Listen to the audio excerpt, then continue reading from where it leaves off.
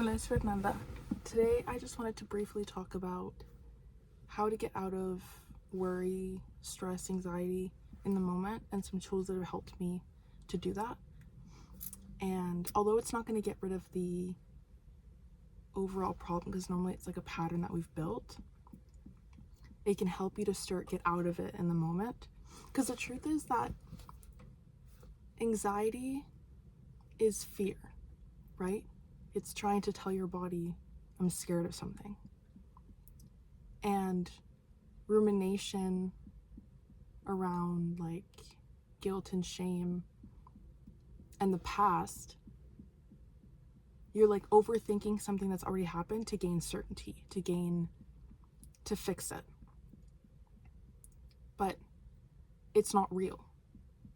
You can't gain certainty on that because it's all subjective. You can keep perceiving it differently every time. And like any memory, every time you remember it, you can remember it differently. And different people will remember things differently. So the focus is to come back to the present, because the present is the only thing that's real. The present is the only thing that I can be like, okay, I'm touching my wheel, I'm touching, like, connect back to your senses.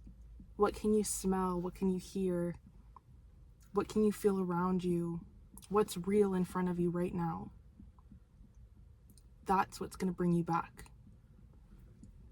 And just remembering those three things. Like, there's the past, there's the present, and there's the future. And what I was trying to say before is that by trying to figure out something in the future, it's just another hamster wheel. It's just another way of ruminating, because you can't know, although your body is trying to find certainty, or your mind is trying to find certainty, you can't know for sure that something is or isn't going to happen. And you won't know exactly how it's going to happen. So let's say you're worried about a meeting at work. You have a meeting with your boss in like 2 days. So up until then, you could stress about the meeting and think, I don't know what's going to happen. I don't know what they're going to say. I don't know how they're going to react to me. And keep your heart beating so fast and feel stressed in your body. Or you can accept that it's in the future. You don't know how it's going to go. You don't know what's going to happen. And it's out of your control. So what's the point in putting your energy into that, right? And something that's kind of opened this up as I'm reading or I'm listening to The Untethered Soul. And in the book, he basically talks about how even just shifting you as a person, your being, separating that from the voice in your head that narrates everything. Because it's just narrating. It's not real. Just because it thinks something doesn't mean that it's true.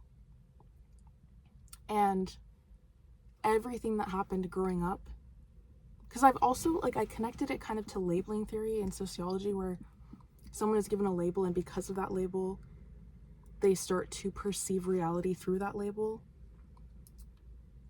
So if you think that you're awkward or weird or social, you're going to perceive your reality through that lens of being awkward, weird, or social, or funny, or whatever the label is that you've given yourself.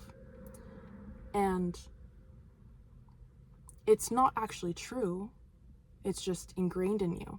And so to separate it, instead of thinking, I'm stressed about the meeting, it's going to go badly, you can think, my mind is thinking about the meeting. My mind is thinking that it's going to go badly. But it's just a thought. Like, if you're sitting beside a river, all the things passing, all the leaves on top of the river, that's your thoughts. Or if you're standing at your kitchen and you're watching the clouds go past, those are your thoughts. So they aren't actually you. You're the observer. They're happening in front of you, or they're happening around you. But we suffer, we feel pain because we attach to the thoughts. We try to cling on to them. And we make them a fact when they aren't a fact. So we're just perpetuating this pain for no reason, basically. And so yeah, some of the things that I'm trying to do, or that I've been practicing, are that separating the voice and reminding myself, oh yeah, I'm the observer. My mind is thinking this thing. Another thing you can do is to come back to the present, feel, not in a like, I need to make this feeling go away, I need to make this feel good, I need to make myself feel better, but not allowing that anxiety or the fear or the stress to take over your whole day, your whole whatever you're in. And instead just acknowledge that it's there and not let it take over and not try to change it. Just notice it's there. And also, if you do feel like you're stressing a lot about this thing that could happen or that's happened or whatever, put it off. Say, okay, in 20 minutes, I'm going to stress about this. If it's like in the morning, at 5 p.m., I'm going to stress about this. After I've done this thing, I can stress about it. I can think about it. I'll give it my attention, but not right now. And a lot of the time what happens is either you forget about it or it loses the intensity.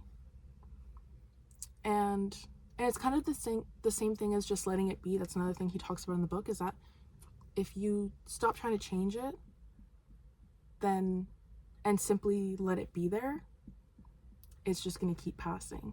Whereas if you try to push it away and create resistance, it's just going to keep pushing up against until it gets your attention. So if you just let it be there and give it the space that it needs to move through you, then it's going to pass. And like I said with the cloud analogy or with the river, you won't cling on to it.